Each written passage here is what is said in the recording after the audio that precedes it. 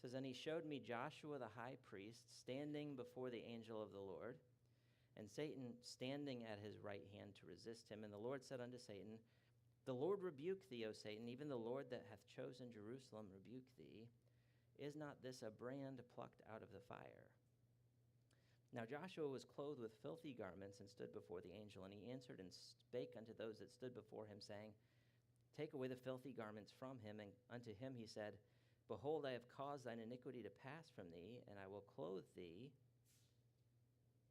with change of raiment.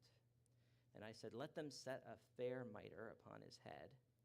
So they set a fair mitre upon his head and clothed him with garments, and the angel of the Lord stood by.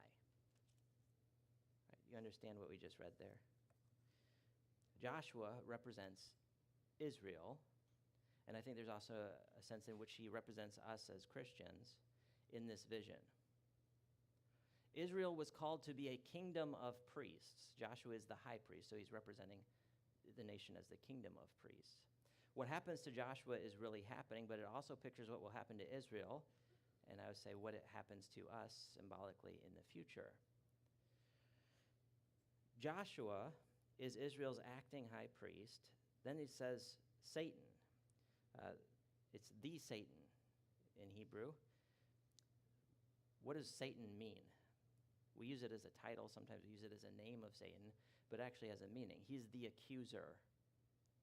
In fact, in the New Testament, he's called the accuser of the brethren. The Satan, this is a description of what he does.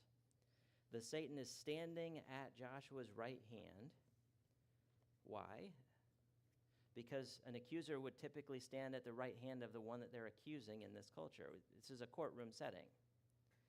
And he's standing there at the right hand of this person, Joshua, that he's accusing of being unfit for service.